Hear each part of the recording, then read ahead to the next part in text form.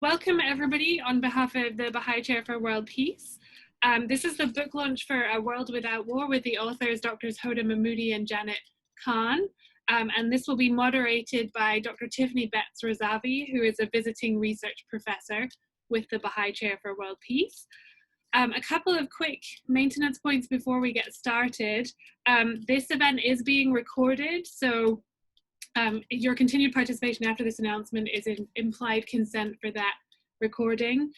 We also wanted to ask that all of the participants, if you could please turn your video off. This helps with us in terms of the streaming capacity for the program for everybody as well. I will also be going through and turning off everybody's video, so if you don't know how, don't panic, I can come through and do that for you as we begin. So I'm going to hand over now to Tiffani. She's going to get the program started, and welcome again. And welcome again, everyone. A small glimpse of a few familiar faces, and it's lovely to welcome you all here, whatever time of day it is, wherever you may be. And of course, a special welcome to our two authors this evening, Professor Hoda Mahmudi and Dr. Janet Khan. The event today, I keep saying this evening because it's night for me, but the event today is the opportunity for us to have a conversation about a book just published, authored by Hoda and Janet, on the topic of A World Without War, Abdu'l-Bahá and the Discourse for Global Peace. It's been recently published to coincide with the 100th anniversary of some historic letters written by Abdu'l-Bahá, the head of the Baha'i Faith at the time, letters which were addressed to the Central Organization for a Durable Peace at The Hague, and that have come to be known as the Tablets to The Hague. The book sets out a Baha'i perspective on peace, examining the story behind these tablets in the wider context of Abdu'l-Bahá's contribution to the peace discourse through the talks he delivered during his travels in Europe and North America, his association with peace groups and leaders of thought, and the community building activities he stimulated and guided through his travels and written communications, especially another set of letters called the Tablets to the Divine Plan. Although expressed in the context of a world post-World War I, the concepts that Abdu'l-Bahá articulated remain fundamental to the ongoing discourse about peace. So in our conversation today, we hope to explore both the historical perspective as well as the current relevance of the themes and approaches adopted by Abdu'l-Bahá in relation to the global peace discourse. But we must start, of course, with a brief introduction of our two authors. So for those who are not familiar, it's my pleasure to introduce Professor Hoda Mahmudi, who is the holder of the Baha'i Chair for World Peace at the University of Maryland, College Park, and has held this role since 2012. As the director of the program, Professor Mahmudi collaborates with a wide range of scholars, researchers, and practitioners to advance interdisciplinary analysis and open discourse on global peace. She previously served as the coordinator of the research department at the Baha'i World Center in Haifa, Israel, and as the dean of the College of Arts and Sciences at Northeastern Illinois University.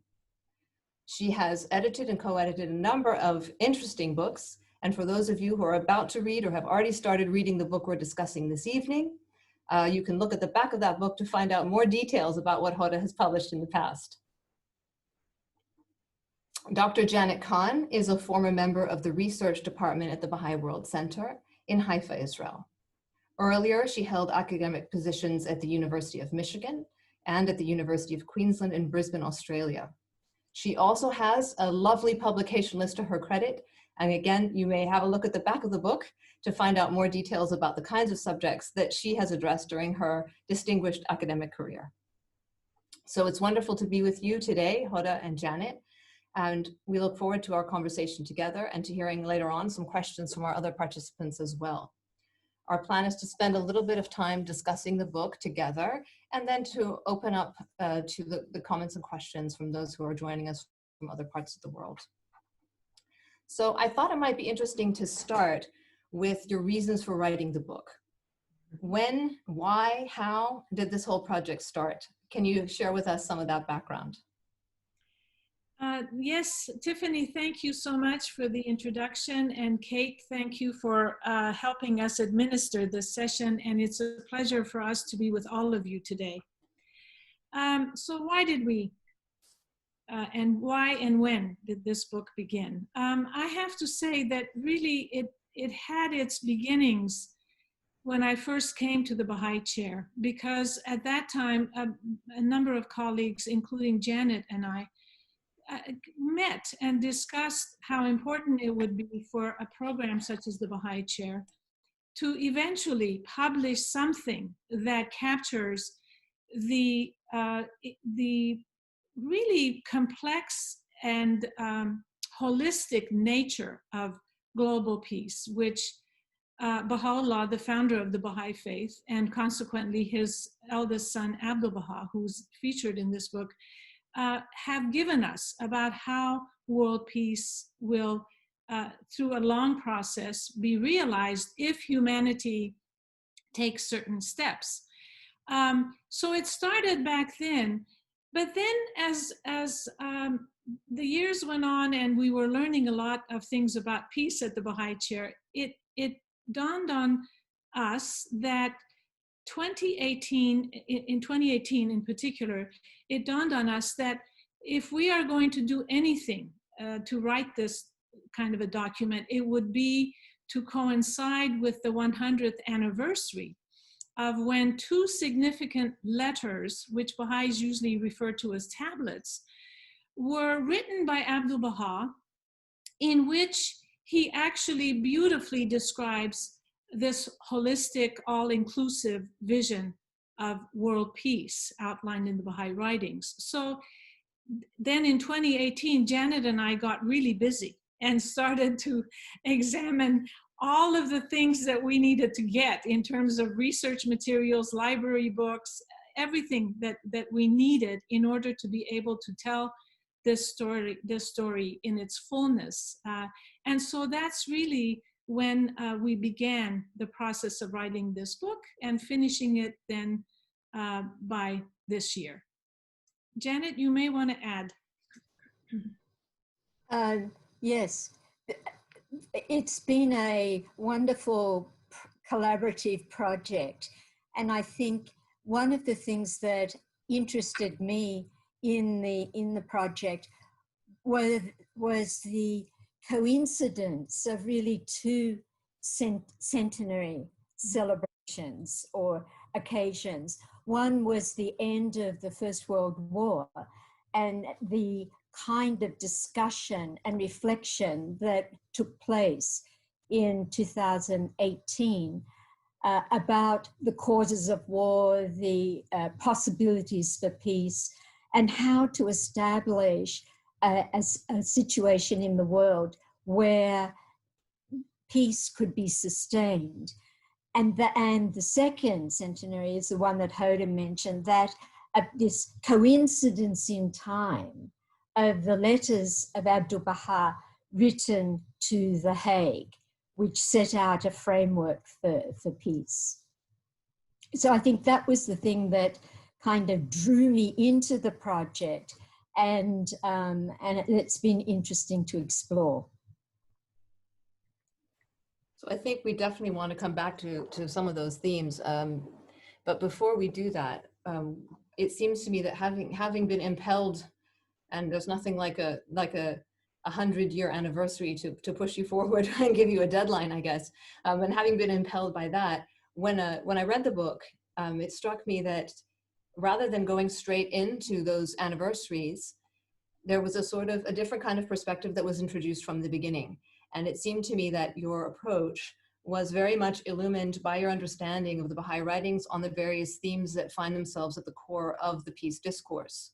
So I thought maybe we could, in a similar way to what you've done in the book, to hear from you a little bit about how you felt these writings from Baha'u'llah and from Abdu'l-Bahá himself, it actually informed your approach to the whole subject of the peace discourse and to the framing of this historical occasion, or this coincidence of two major historical events that you document also in the book.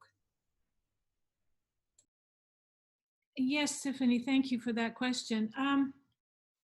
You know, it was very interesting as we began the process of reading both the Baha'i texts and, of course, all the other texts that scholars have written about that time period, that turn of the 20th century, which is really quite phenomenal. And it's interesting that in today's language, if you read some of the leading thinkers of today, they are actually comparing this time in the 21st century with that time pre-World War I, which is, again, very interesting and relates to how the Baha'i Faith, which is really very much a religion that means to take action in the world. It is not just eschatological interest. It is very much a religion in today's world that wants to bring about change. And therefore, when we examine what the Baha'i writings say about how to read society, how to determine what's happening and what it all means, and you compare that with what scholars and others are writing about that time period in the early 1900s, it was remarkable. And I want to just read a few themes that scholars from pre-World War I were saying about those times. They referred to it as a period of globalization, of immigration, consumerism, rivalry of superpowers, in that case, empires, and even terrorism, because there were so many assassinations taking place in pre-World War I period. So what ends up happening in our book is we take a picture, if you will, of Abdu'l-Bahá as he travels through the world of pre-World War I, and how he brilliantly correlates what the Baha'i spiritual teachings are saying with what all these scholars and thinkers and journalists of the day are saying. I mean, it was remarkable to see this relationship that was forming. And so for us, that was very exciting, because it gave a depth, texture, and a breadth to the whole problem of what was happening at that time. Janet, did you want to add anything? I think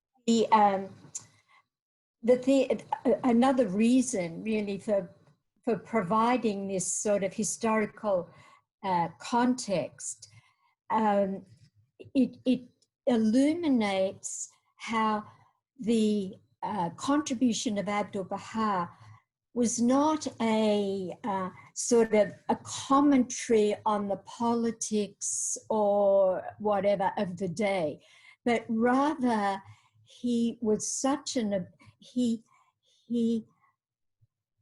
selected, he demonstrated how the themes of a religion introduced by his father correlated and connected and shed light on many of the issues that were being discussed in the world at the time.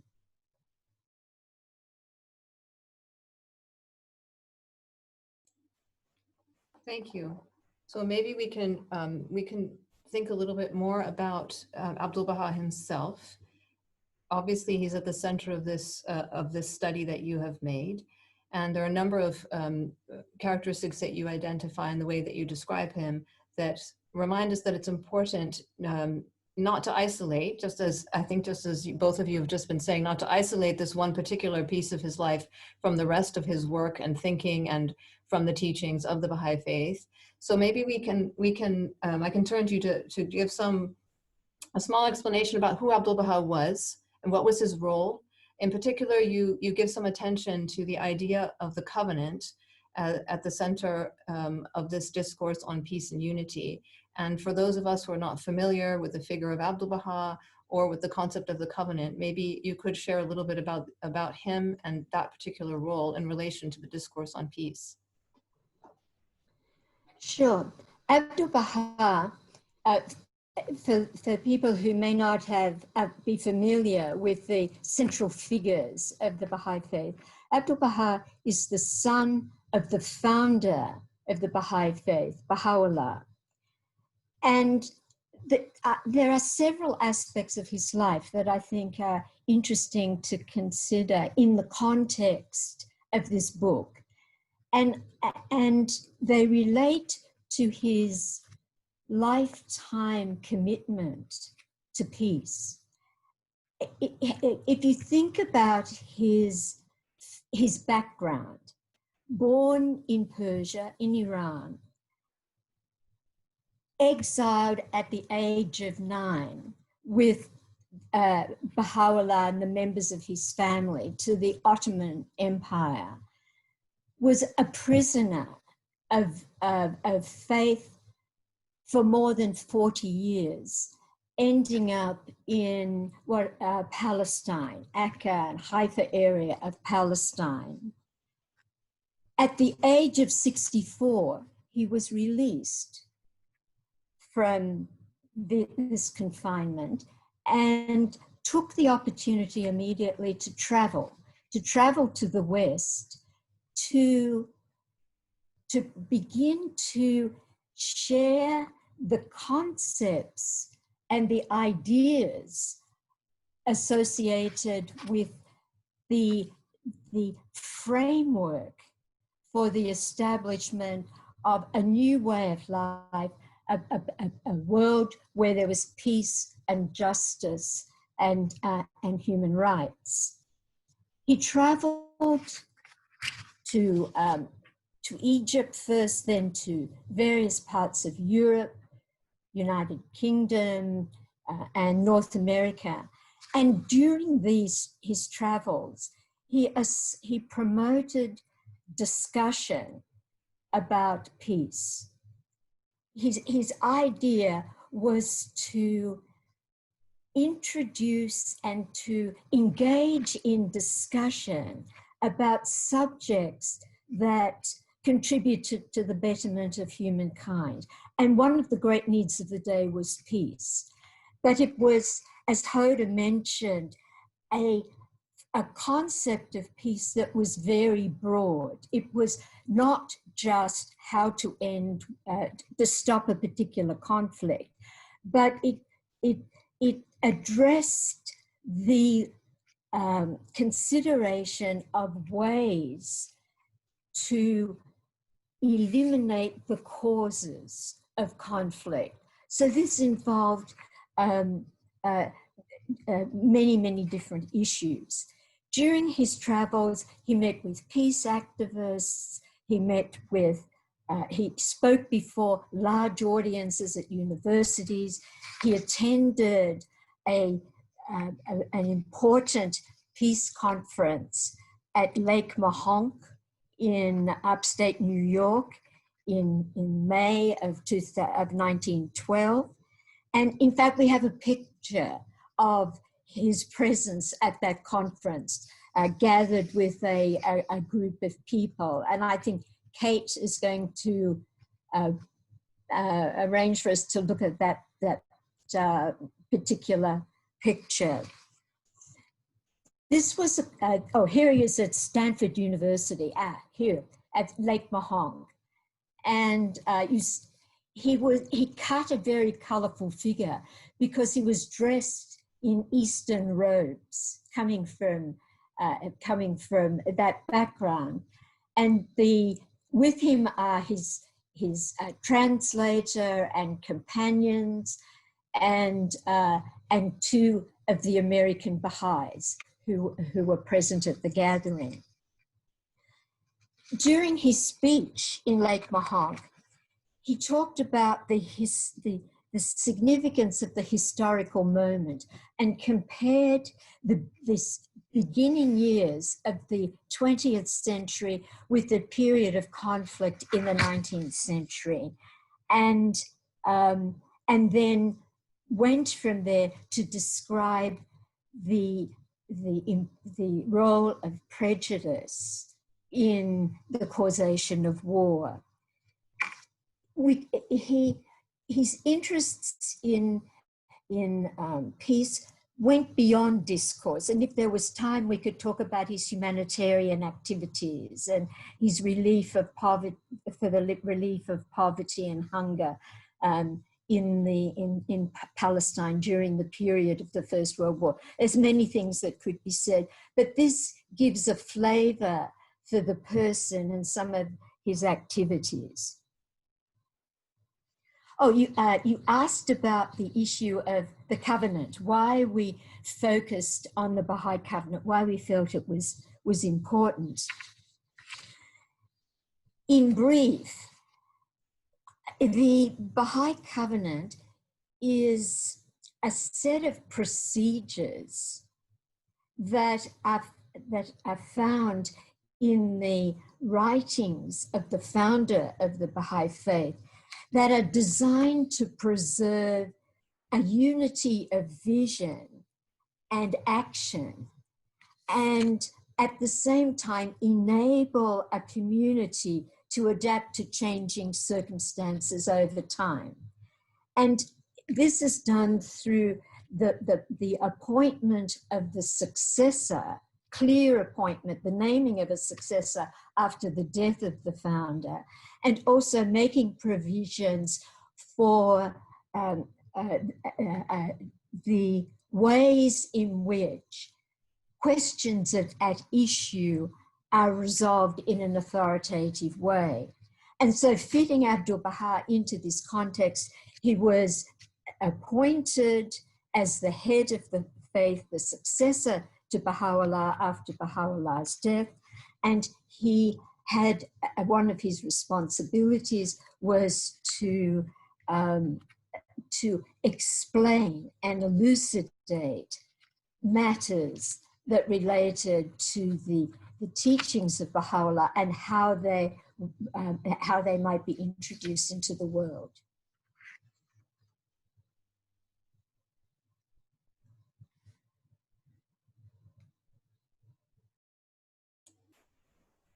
Hoda, was there anything you wanted to add? Actually, I think Janet did a superb job. You know, I think in relation to peace, what becomes important about a covenant is that, you know, in the world, we make all kinds of covenants, you know, citizens with their governments, governments with their citizens. And the reason we do that is because we want to hold a nation together under those covenants. So it's a notion of unity and preserving that unity. In the same way, the covenant in the Baha'i Faith preserves the unity that this religion isn't going to turn on itself, which is very important in religious history. And so to have a covenant of this nature reminds us of the other covenants in our lives, which are so important in preserving that unity, which then ties into moving the world towards world peace. And this relationship between unity and peace then is central to Abdu'l-Bahá's discourse, and these barriers that Janet referred to, that he began to address or continued addressing but in a new form during his travels in these countries just before the outbreak of the First World War. Was there anything in particular from that period? I mean, this is really the first period you address in the book. There seem to be three portions, and this is the first where you talk about these discourses on peace during that period of travels, and in particular the occasion that we saw the photo of at Lake Mohonk. But is there anything else coming out of that period that you feel you'd like to share with our listeners today in relation to this discourse that you described? Tiffani, could you, I'm sorry, in what, could you just say it? Yes, I was thinking about how in the book you spend a little bit of time discussing the peace activities that Abdu'l-Bahá engaged in during his travels to Europe and North America, as a kind of setting of the scene for the subsequent parts of the book. And Janet has already talked a little bit about his presence at Lake Mohonk, and some of the ideas, and you yourself have spoken a little bit about the relationship between unity and peace. Yes. But going a little bit more detail on what themes Abdu'l-Bahá brought out during this period as as being important to raise as part of that discourse at the time? Yes, okay. So I think what is really important to consider here is how Abdu'l-Bahá, as I mentioned earlier, he surveyed the world and determined what was happening in the world, what were the key issues in the world that posed as major barriers to constructing a better world, to moving towards world peace. And so some of the major themes that he focused on was the whole area of human rights, because at that time, you know, we're talking about the colonial age. We're talking about a time when racism, not only in America, but throughout the world, was a major, major issue. So that was a barrier, major barrier to peace. He addressed the problem of nations arming themselves to the teeth, literally, at the time, and said, you know, very, very clearly said, anyone who observes what's happening with nations and leaders being in competition with each other in this building up their armaments, anyone will realize that they're preparing for war. So he was very concerned about that. He also addressed the importance of the full equality between women and men, and he gave speech after speech on this principle about how important it is that women have full equality with men, full opportunities with the men, and that they should enter all the various arenas of society, bringing their own perspectives, their own views, their own attitudes, their own behaviors, their own values to how to construct a better world. He also emphasized the importance of science and religion, that both are not systems of knowledge, that both must be in harmony. Because if you have science without religion, you really begin to see problems with major ethical issues that confront humanity. And I think we see those today in all kinds of ways. And that if religion doesn't inform itself with science, with scientific knowledge, that it risks becoming fundamentalist in its thinking and becoming a rigid system. So he really emphasized that wherever he spoke. He also looked at the importance, and these are, we'll get to these later in the tablets to the Hague. He talked about economic prejudice, political prejudice, religious prejudice. You know, he really raised the importance of our understanding how it is these prejudices that are causing the very things that we see now in the 21st century, and even more so under the very, very strong lens of the current pandemic, where inequalities have become, they've always been there, but all of a sudden they're more acute, you know. And anyhow, these were some of the themes that he addressed. And I think racism in the US, racism was one of the top concerns that he had when speaking in the United States. I'll leave it there because we'll probably come to these themes again. Yes, I think we definitely will have to. I mean, his discourse was so broad at the time, and so many of those themes seem to still be with us, although they may take a slightly different shape in our current reality. But I hope we will be able to come back to some of those things. One of my favorite phrases from Abdu'l-Bahá in relation to this idea of barriers is he also calls them imaginary barriers. This idea that they're in the minds of they're in human minds. They don't actually exist in reality, but they've been created. And now that we've created them, we have to undo these imaginary lines that we've drawn between different types of human beings, although we're all essentially one. So moving on to the second of the three interrelated topics that you address in the book, it's really, I think, the Tablets of the Divine Plan, which you also have chosen to introduce. And thinking about it, I realized that in a sense, you've been very clever to introduce these things chronologically to help us to move through them in that way. But it is a helpful guide.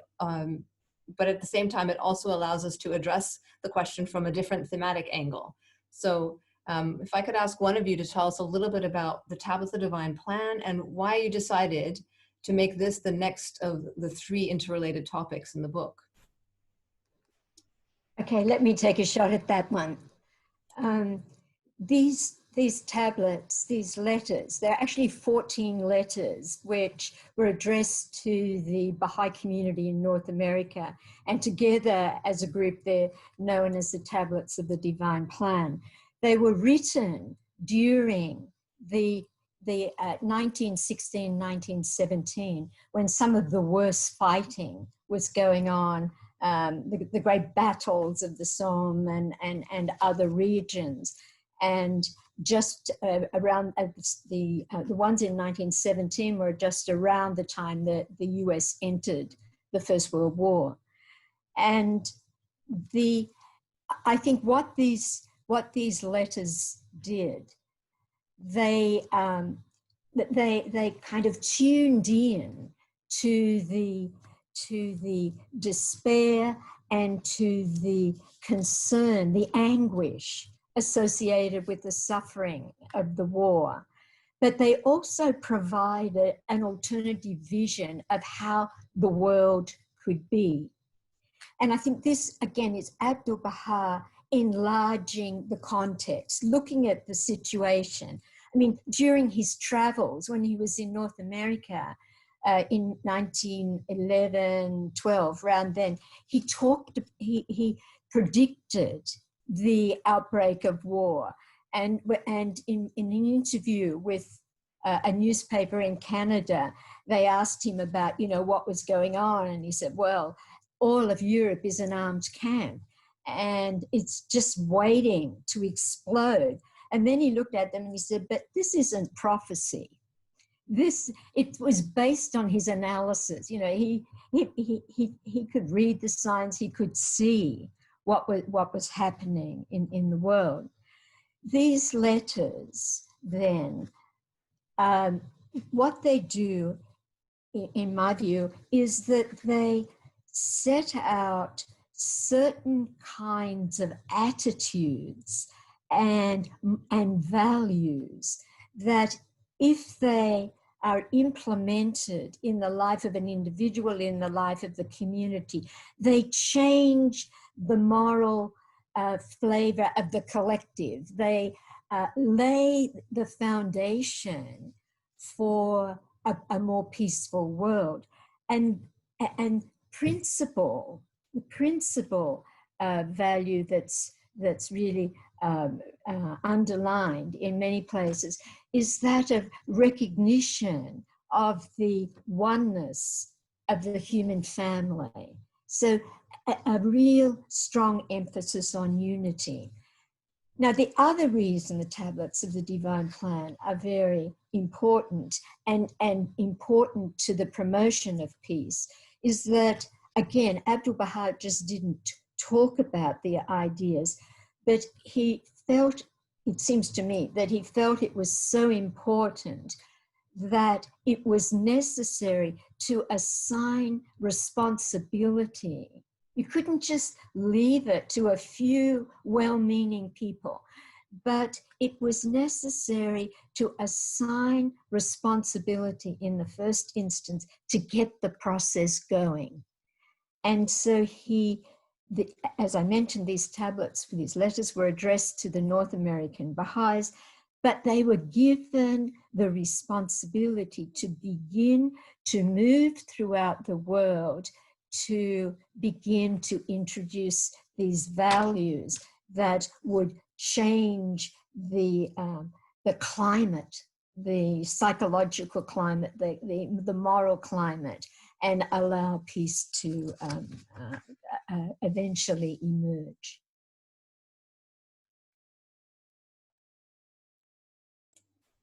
What a beautiful way of describing those tablets. That is wonderful. I really love that. Thank you. I just think I think it's a wonderful thing that the zooming out and the zooming in. It paints such an amazing picture of what was going on at the time for Abdu'l-Bahá and the role that he had, and his extraordinary level of awareness of external forces, but at the same time coupled with an extraordinary focus on what was needed in the very long term, as a very long-term process to build up what you described as a moral climate and a set of values, and the qualitative change as part of a process that we are continuing to be engaged in, I think. And that's an amazing thing.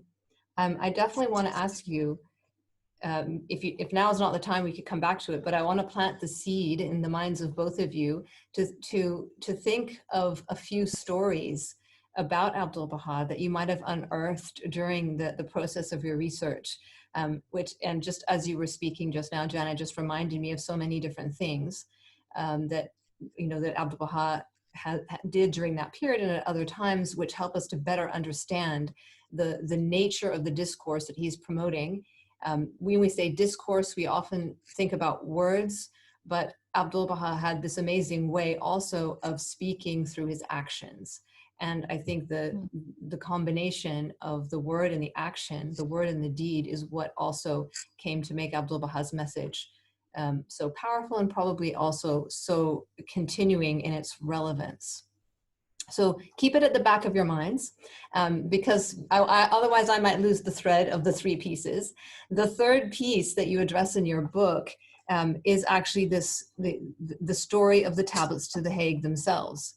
So having taken us through some of these wider contextual issues, reminding us of what the Baha'i writings say, and then telling us a little bit about the divine plan and the tablets of the divine plan, we come to this historical event that we are now commemorating the centenary of. And I think we'd all be interested to hear a little bit more the tale behind these tablets. And certainly it is a tale.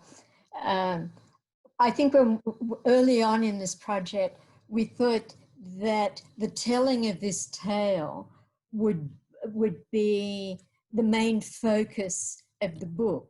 But we sort of then realized that we had to provide context for everything. But still, it is a fairly large section of the book. To talk about the event or the episode or whatever of how these tablets came about and who the people were, it's necessary to say just a little bit about the efforts toward peace that were being made especially in Europe in the early years of the end of the 19th century and the first maybe 20 years of the 20th century. And there was a sort of a peace movement that had grown out of the Napoleonic Wars. And toward the end of the 19th century, there was a series of conferences and congresses for peace that were held, and often they were annual events. And I want to mention just two of these, and they're the Hague peace conferences, because we're talking about tablets to the Hague. Well, the Hague had a history, if you will, of involvement with peace conferences that go back at least to the 1899. There were two peace conferences that were called in The Hague by the Tsar of Russia. And the first was in 1899 and the second one was in 1907. And the objective of these conferences was to find a way to limit armaments and military expenditure, and to promote, there was also an interest in promoting arbitration and mediation as a way of resolving conflict. And these conferences were interesting. They brought together highly qualified thinkers, but they couldn't get very far because there was no, in a sense, there was no political will to act on many of these issues. But at the same time, people weren't quite ready to give up on holding these conferences in the expectation that, well, if they got a bit better organized and if we tried again, maybe it would be better. And so a third conference, a third Hague Peace Conference, had been anticipated for 1915. War broke out and it was overcome by circumstances. But the Dutch peace groups, the pacifist groups, got together with the Swiss and decided we can't let this drop, we have to do something. So they did meet. It was an informal meeting in The Hague in 1915. And at this meeting, they appointed an executive committee which worked out a manifesto and a minimum program for peace, distributed it throughout the world, and hoped that through consultation on their minimum program for peace, they'd have something that could form the basis for a peace that would be a durable peace when the war finally ended. And it was to this organization, this executive committee for the central organization for a durable peace, that Abdu'l-Bahá ended up writing his letters. So, okay, so that's the organization. Now what happened? The news of this meeting at The Hague spread. It was spread in a fairly systematic way. Newspaper accounts were published in many countries of the world, including Iran, and where a report of the gathering appeared in a newspaper in Tehran. This was read by lots of people, no doubt, but we know in particular that was read by a number of Baha'is who lived in that country, including a 24-year-old young man by the name of Ahmad Yazdani, who looked at this. By golly, what an interesting conjunction and coincidence of ideas. This sounds like many of the ideas that you find in the Baha'i teachings. So he got all excited and then consulted with two more senior members of the community who happened to be scholarly and well informed. A gentleman by the name of Ibn Asdaq, and the second one was Ibrahim Piruz Bakht. And they decided that it'd be good to communicate, to correspond with this group at The Hague. So they wrote a paper and they set out their ideas, and they indicated that they'd noticed that this group in The Hague was interested in new ideas and furthering discussion on the subject of peace. And so they began a correspondence. They also suggested that the group might find it helpful to interact, to have communication with Abdu'l-Bahá, and in his capacity as head of the Baha'i Faith and somebody who was very interested in peace. As it happened, the executive committee did write to Abdu'l-Bahá, but they wrote care of the Baha'is in Persia, because at that time it wasn't possible to communicate by mail between Europe and Palestine because of blockades and the like. Anyway, so this exchange of ideas and communication went on for several years. It's really interesting. Several years. It was an individual initiative of these individuals. Once the war ended and it was possible to communicate with Abdu'l-Bahá in Palestine, information was sent about this exchange of correspondence. And Abdu'l-Bahá, it's evident, was very interested. He sits down and he writes a letter, the first of these tablets, these great tablets on peace, a very comprehensive letter on peace to this group at The Hague.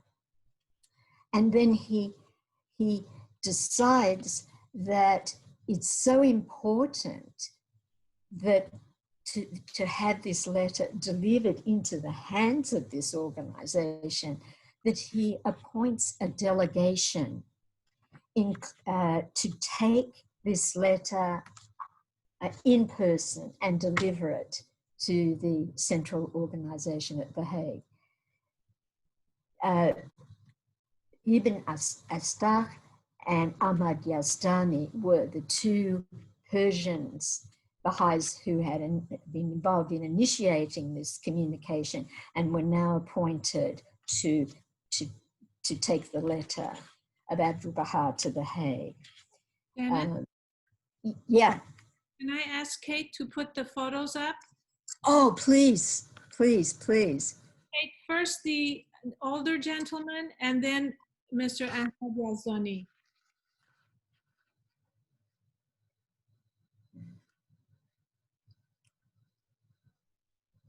Yes, this is, yes, Ibn Astagh, and this is Ahmad Yazdani. And when you look at them, they're two very different looking people. Ahmad Yazdani has written an account of the interactions with the organization at The Hague, and he also comments about the reaction of people in the Netherlands to seeing two Oriental men, one dressed in robes, an elderly man with a beard dressed in robes, and this young man in a Western suit. And his description also indicated that he was wearing a hat, but we unfortunately were not able to find a picture of him as a young man with a hat. So when they turned up and finally found the organization, the office of the organization, they learned that this organization had really gone into hibernation at the end of the war, and it was overtaken by the formation of the League of Nations. So they were just a few remaining members who were floating around in The Hague, and the organization was stunned that after like 3 years, 4 years, they were getting an answer to their letter. And not only were they getting an answer to their letter to Abdu'l-Bahá, but it was hand delivered. And but the communication was very cordial. The organization wrote a letter of response to Abdu'l-Bahá, to which he then wrote a second tablet to The Hague. So that, I mean, it's a long story, but it shows so much about the initiative, the ingenuity, the concern for the betterment of humankind of this group of Baha'is in Tehran. So you don't really need me to ask any questions because you give all the answers in your descriptions.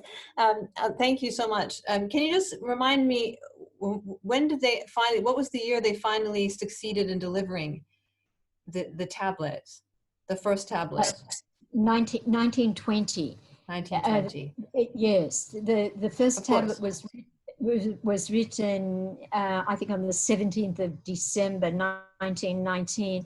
It was actually delivered early in June of 1920. And then the second tablet was delivered probably about early in July, the end of June, early July of 1920. Of course, that's the 100th anniversary.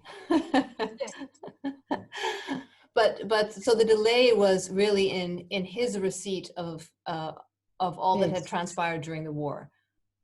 Yes, and the fact that it was not there was no way of communicating. Yeah.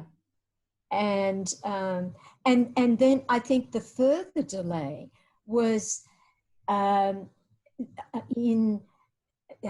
Abdu'l-Bahá was informed of all this communication in about December of 1919.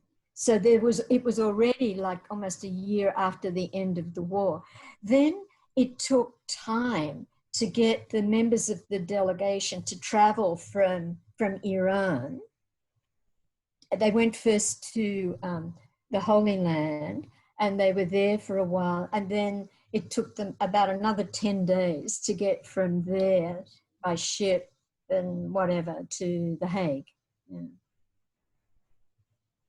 Well, when I first read the story and I thought about it, I thought it's an amazing story, and you've already talked about what it teaches us in terms of the role of both individual initiative as well as the power of having a central authority to preserve unity, like you spoke about earlier. The combination of these two things is so beautifully illustrated in this story.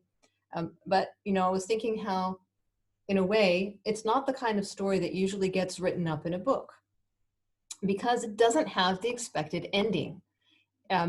When after all of this effort and all of these wonderful ideas and all this beautiful collaboration, when they finally get to the door, it's just a lowly secretary who receives the letter, and sort of the organization, which at the time of the idea was so full of promise, has now withered into nothing, really. So, and I thought about that, and I thought, Abdu'l-Bahá was so aware of what was going on, and no doubt was not oblivious to the fact that things had changed. He was well aware of the state of the world, and yet he persisted to answer these letters and to issue these tablets. So I just thought it'd be interesting to talk a little bit about his action and his response in that perspective, despite the fact that it wasn't necessarily a directly obvious and significant impact in the moment. Tiffani, I'll take that one. And then, of course, Janet, please, if you have something to add.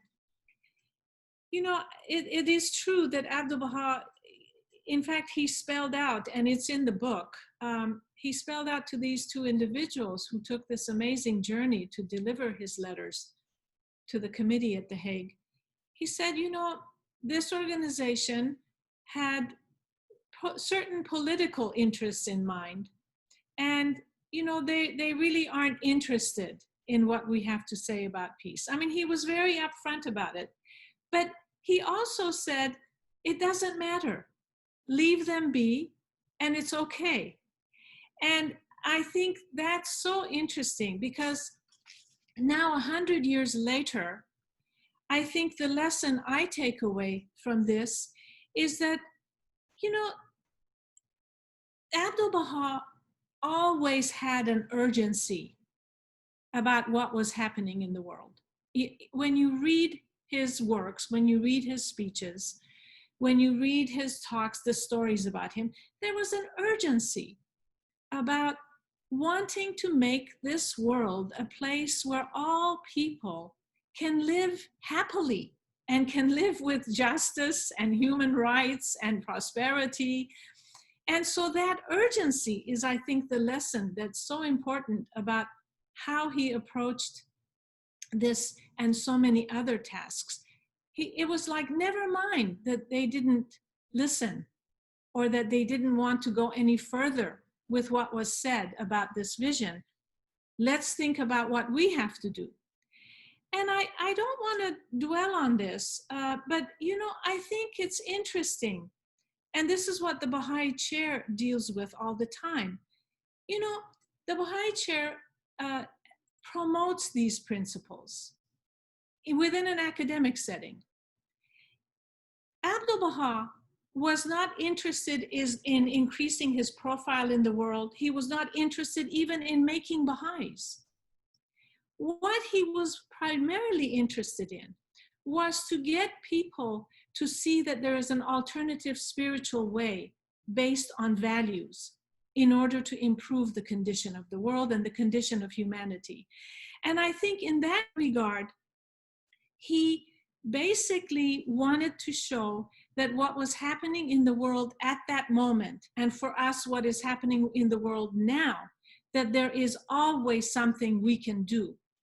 There is nothing to wait for. It is our responsibility to take on the challenges that we face and find ways to come together, agree on values. It doesn't matter what religion, whether any religion, those aren't the important factors. What matters is that as human beings, we have always shown our ability through our spirit to transcend huge difficulties, and then to be able to find solutions to those difficulties.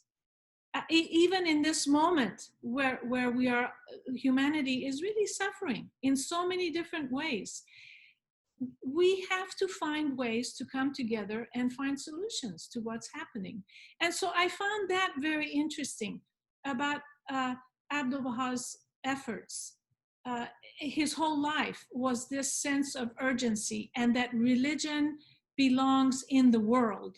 It has to be a part of the world, and it has to respond in a positive way, in a powerful way to what's happening in the world.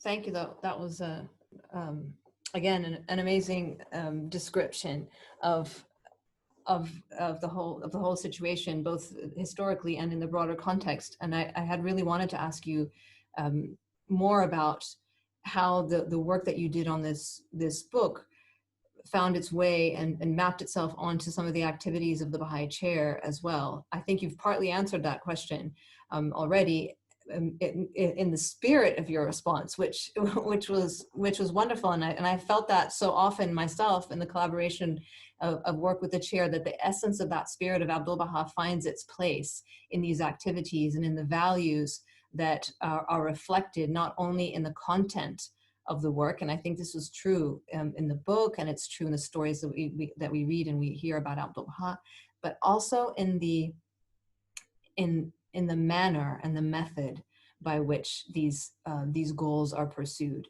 So I wanted to ask you, really having spent this time focusing on the approach of Abdu'l-Bahá within his context, how you're able to map that in content and in method to the work of the Baha'i Chair.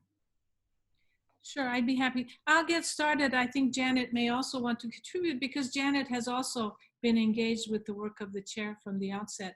I also want to acknowledge, Tiffani, if I may, that we have the granddaughters of Mr. Yazdani with us today, Geeti and Shireen Javid. And I have to say personally, on behalf of Janet and I, that it's very precious for us to have these two listening today, and how important it is that we have this connection to them and what their grandfather accomplished. Okay, so the work of the Baha'i Chair. First of all, the Baha'i Chair is really interested in taking all of these problems that we talked about, which Abdu'l-Bahá addresses in his talks and letters, such as racism, inequality of women, the environment and climate change. Maybe Abdu'l-Bahá didn't directly discuss that, but the whole issue of humanity coming together to solve its global problems. The problem of the role of women, how women must be a part of this society in a far greater way than anything we have now. the whole area of leadership and global governance. So these are the very issues that the chair takes up. And what it is interested in doing is to draw, we really are students, if I may say that. We take the attitude that we are always learning and there's always more to learn. And therefore we invite some of the most interesting scholars who are doing wonderful research that is not only addressing really difficult problems that we all face, but also trying to search for solutions to see how we can remedy these problems. And so the chair builds this knowledge. Everyone who comes, every time someone speaks, every conference, every symposium, every lecture, it keeps building on this knowledge that is so wonderful, so vast, and so important. And I think the goal of the chair, if I can put it this way, I had this conversation with a friend who said, it's like building a library, if you will, like the Alexandria Library. It's like building a library, a museum, in which you have the best of human knowledge, human invention, human genius, so that we have in that library, in that archive, this great, valid, reliable information to turn to and to say, okay, let's start tackling these problems. Which of you academics, which of you practitioners can come and help us, with the goal of finding solutions, not just more research, although that's important and it will go on indefinitely, but can we do things to improve, to find solutions, to try to maybe engage in policy? It's always that approach that the Baha'i Chair is interested in taking, because, you know, if I may take just a minute, in the Hague tablet, in one of the Hague tablets, Abdu'l-Bahá says this, that I'd like to just read one sentence. There is not one soul whose conscience does not testify that in this day there is no more important matter in the world than that of universal peace. So he says flat out, of course everyone would love peace. But he says just hoping for that isn't going to make it happen. What he then follows up, and I hope the viewers will read this, what he says is that what we have to do is to raise consciousness, to raise the conscience of humanity. And now I want to bring it back to the chair.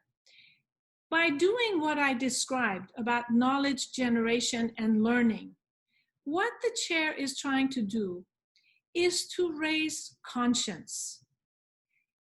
We are not interested in creating more dogmas, whether ideological or religious.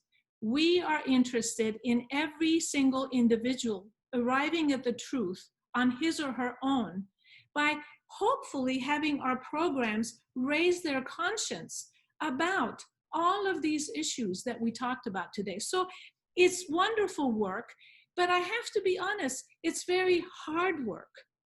It requires discipline. It requires deep study. And it requires taking our values and seeing how we can apply them, no matter where we are, in our neighborhoods, in our families, in our jobs, in whatever setting we find ourselves in, to carry on the discussions, the discourse, but above all, to raise conscience without forcing people to raise their conscience, because that won't work. So in a nutshell, that's what the Baha'i Chair is attempting to do. Janet, would you like to add? Just a couple of points. I think for me, having served as a member of the International Advisory Board for the chair for a number of years, I had an opportunity to participate in a number of conferences and programs hosted by the chair. And the program it presents the faith, it presents the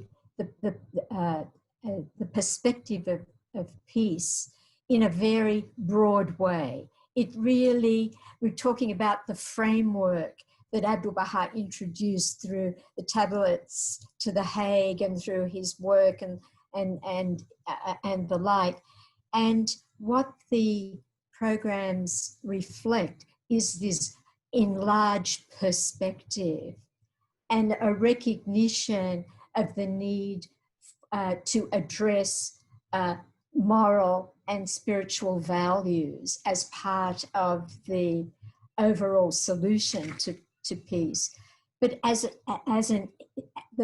chair's work it's an academic research unit at the University of Maryland, and through its engagement with leaders of thought in their various fields of study, the research that is being presented at these gatherings is, as you say, not only a summary of the problems, but many of those who participate have responded to the challenge of thinking, okay, how do we take a next step in addressing these pressing social issues? So it's a learning mode, and there's a commitment to the refinement of knowledge, to the application of knowledge, and to building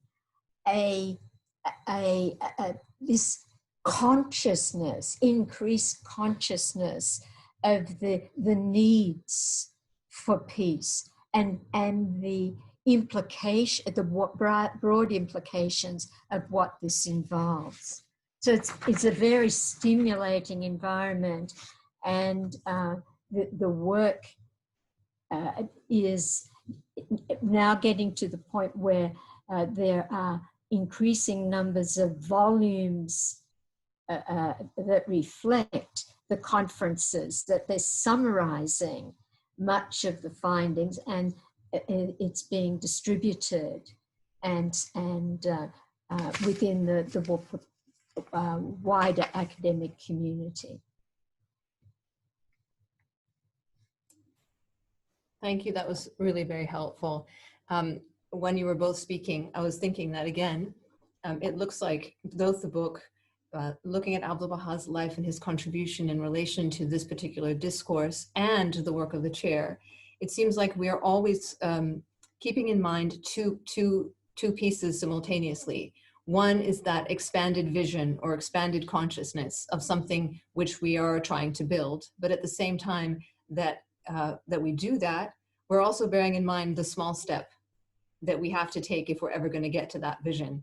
And it reminded me, and as Hoda knows well, that I like to tell a little story every now and then. So I'll finish off my part, and I'll say this to the participants before I tell the story, so you all have time to begin to think about your questions, because your turn is coming up next. But it reminded me of a story. I mean, you know, I don't know if it's true, but here's the story. Back at the time when we didn't have social media or even much photography or newspapers, back at the time when, for those of you who've ever been to London, St. Paul's Cathedral was being built. It was designed by an architect called Sir Christopher Wren. And if you know it, or if you can just imagine any cathedral, it is a very grand building. And it required the contribution of many types of people, many experts of different kinds, architects and masons and carpenters and so on. And they all came by horse, and they parked their horses by the side of the building, and they engaged in their work, and they built this amazing thing bit by bit. But at the beginning, of course, they couldn't see the cathedral.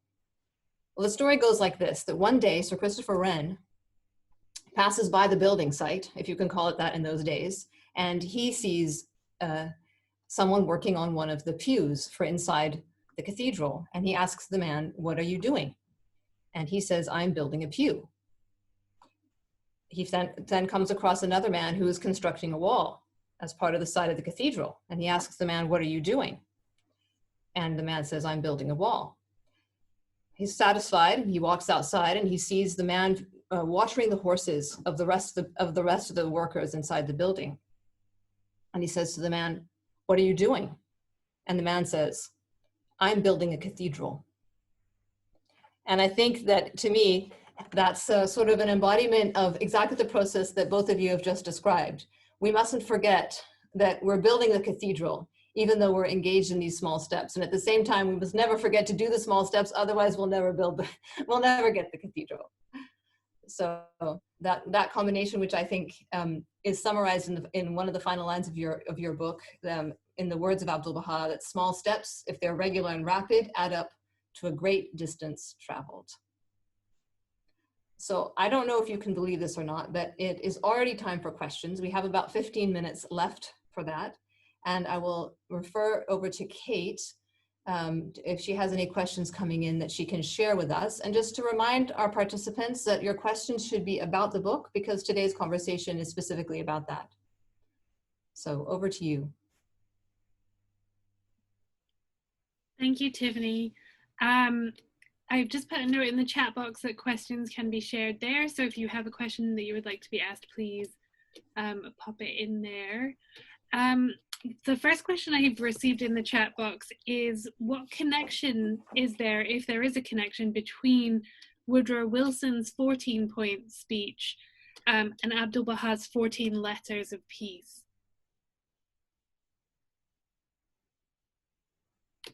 Wait, what was the first part of that question? I'm sorry, I didn't hear it. So what connection is there, if there is a connection, between Woodrow Wilson's 14-point speech and Abdu'l-Bahá's 14 letters of peace?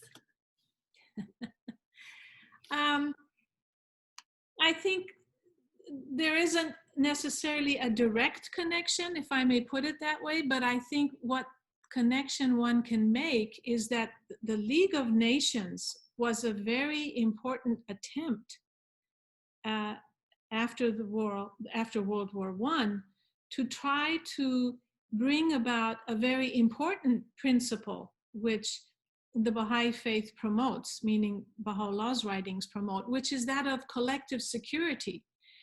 And that ultimately, if this world is to find peace between the nations, the leaders of the nations need to come together, just as they did during the League of Nations, to see if they can form a compact, much like a contract and a covenant, to draw the lines and to set the parameters of what they will do should one nation be the aggressor against another, to bring a swift end to that aggression, so that wars do not continue for too long and do not cause so much loss of life and so many different problems that they generally cause, the brutality of war.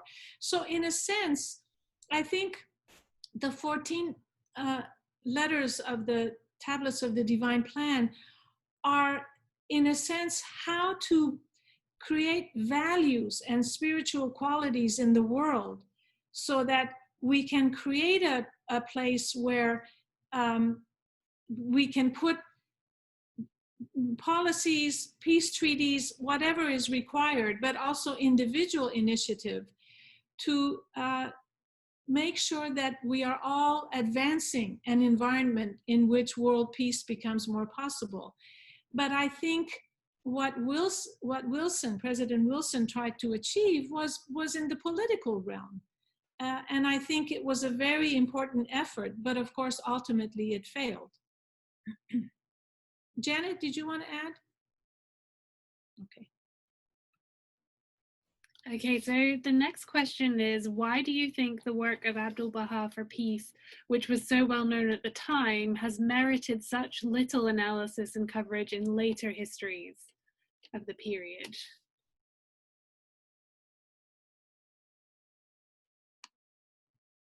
Shall I take that, Janet, or do you want?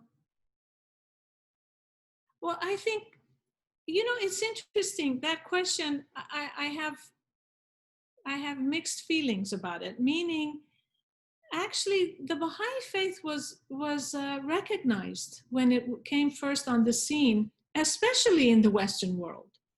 There were many scholars, in the UK, in Russia, in Europe, who actually became very interested in these teachings, and were eager to find out the source and why and who and how did these come about. So there was interest, but I think what is required in terms of getting it's that raising consciousness, right? It's the conscience, back to that again, which is that we are so bombarded in this world with so many different things at any given time that it's easy to lose the focus on the fact that there are actually ways that we can begin to solve these problems. And I want to just give this principle, which I think is so important, is that whenever something happens that causes huge disruption in a society, the reaction that we usually have automatically,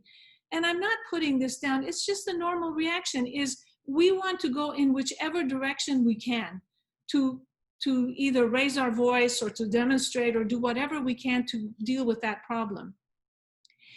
But what we don't often do, and I think this is the challenge, is that we don't take that problem and come together, whether it's the leaders of the world, whether it's people in institutions around the world, wherever, to come together and say, okay, here's a problem.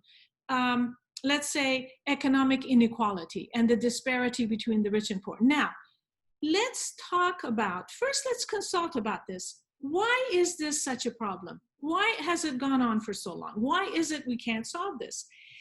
Those people around the table, I will guarantee, will come up with great reasons for why we have this problem.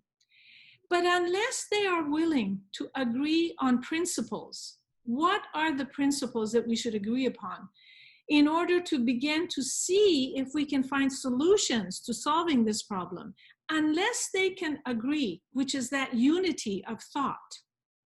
If they don't have that unity of thought, it's impossible to have unity of action. And so I think why Abdu'l-Bahá and maybe some of these ideas don't receive greater attention is because to do this work, as I said before, is hard. It cannot just be coming together as a group and then everyone takes their own likeness, whatever they want, and pursue that. It has to be principles. It has to be unity around those. You have to have a plan of action. And without that, it's not possible. So I don't know if I've answered the question, but I think I've spoken long enough. Could I add something? And just to build on what Hoda said, I think from my observation also of the work of the chair and processes in the world of scholarship and academia, I would say that over the past 100 years, there's been a process of fragmentation that has occurred. And I think that relates very much to what Hoda was saying. That fragmentation has meant that we have separated out our study and our solution generating into numerous separate strands. And one of the unique features of the chair is that it is explicitly multi and interdisciplinary. So if you were to look at the background, the academic backgrounds of Hoda and Janet, you would find that neither one of them is a historian. And yet we have just had a conversation which is highly historical in nature, but we've touched on a number of other themes that would in our academic world today would be pinned to specific disciplines. And in order to reach that unity of vision, unity of thought, and unity of action, we have to re-merge, I think, those fragmented fields of study and approaches to knowledge that have characterized our recent times. And in a way, it's representative of the challenge that humanity faces in general, of rather than going for the divisions and drawing more lines, more imaginary barriers, what we're looking for is to fuse things back together. And maybe that is why commentaries such as Abdu'l-Bahá's have not found their place in more modern literatures, because there's not one single discipline that can attach to a voice which so broadly addresses both the foundation, the manifestations, and the final outcomes that are corollaries of the problems that afflict humanity. That actually feeds nicely, I think, into the next question, which is what can we as individuals do to promote nonviolence, peace initiatives, and to raise consciousness? Janet, would you like? Let me get started on it. And I think, I don't know, this present day that we're living in, one of the things that I hear in Australia is as the situation with the virus sort of changes from day to day, the mood changes and people's response changes. And initially, everybody was just, they couldn't wait to get back to normal. But as the period of stress and whatever has continued, now that I find that there are more people thinking in terms of, well, do we really want to go back to what it was exactly? Or are there better ways? Do we now understand the issues more deeply? And so now we're more prepared to begin to examine a larger framework for solving things. So I think, to me, a period of crisis, as was the period in which Abdu'l-Bahá lived through that First World War, it created a real opportunity, a receptivity to explore different ways of handling peace, different facets to it. But then, in a way, it was an opportunity missed, in that once the politics got sorted out, at least sort of in a temporary way, and the heat went off, then everybody went about doing other things. And so we lost the focus. I think part of retaining focus relates to one of the statements in the tablet to the Hague. Abdu'l-Bahá talks about the importance of a unity of conscience and consciousness. And it seems like this, to me, suggests that what's required in part is knowledge. Really, knowledge of the situation, knowledge of what some possibilities are, knowledge of the underlying moral issues that are involved in a particular situation. But that's just a first step. Then it requires somehow finding ways to harness the implementation of this knowledge, of these values and whatever. And this is a slow process. It's not something that can be forced on other people, but it's Abdu'l-Bahá's response to the tablets to the Hague, the fact that, okay, the central organization was not so interested in what he had to say. I mean, they liked part of it, but they were headed in a different direction. But Abdu'l-Bahá wrote them a second letter. And I think that indicates that what he understood about this group was that they were a group of people concerned about peace. And peace was the most important subject of the time. And so he was prepared to continue to engage with any individual, any group that for whom peace was something important. So I think that, you know, there are various elements in that might assist in moving the process forward, because definitely it's a process. Tiffani, may I add to that? Okay, so, you know, again, it's in the book. I'm not pushing for you to buy the book. I'm just saying it's in there if you want to read a more detailed description. But, you know, in the Baha'i writings, it says really peace starts with, in fact, in the tablet to the Hague, it says peace starts with the individual. Peace starts with the individual until it advances and reaches to the peace between the nations. And I want to just say a little bit about that. So what is being asked, and I want to be very clear, I am not pushing a religious agenda, but I am pushing a moral, ethical, spiritual agenda. Every individual should look into their heart first and say, what should I consider behaviors, attitudes that are more conducive to fellowship, to kindness, to love, to generosity, to all of those values that we all hold as being important. In other words, it starts with the individual. I can only be accountable to myself, and it's not my responsibility to judge others. That's not helpful at all to any of us. So if peace starts with the individual, we have to think about what values we need to internalize and then begin to interact with those around us within the context of these values, until such time that, again, increasing conscience, you know, this aspect of conscience, these ethical values that are so important.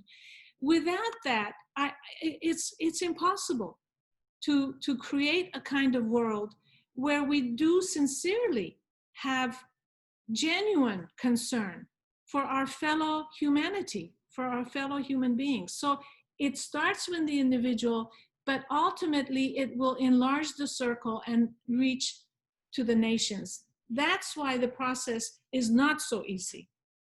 Kate, before we leave, I just wanted to acknowledge that also joining us today are other international advisory board members to the chair, Ms. Sin Chu, Mr. Doug Hank, and Mr. Vafa Valapur, and just to acknowledge them and their presence. And I wanted to just thank Tiffani on our behalf for doing a wonderful job of carrying Jaden and I through this wonderful discussion, and of course, Kate, for your managing the whole thing. Yes, thank you so much. We really appreciate it. Thank you to both of you. It was wonderful to be part of this. I would like to thank the participants for joining us. And also, if Kate has the information available, I think she's just put it into the chat just now, just to let you know that the book is available from the Baha'i Publishing Trust in a hard copy, but also immediately available, as you can see on the screen, from Baha'i Bookstore, from Amazon, and also on iTunes. So you can read it for those of you, and I know some of you are prone to reading ebooks, so you can get that immediately if you haven't already had a chance to read it. Speaking from my own experience, it's a very accessible book, and it's a book which, as you can see, can generate a lot of conversation, and in the conversation itself, I think, can help us to reinforce that sense of consciousness or conscience that was just referred to. So thank you so much to everyone who took the time to participate in this conversation. I hope you enjoy the book.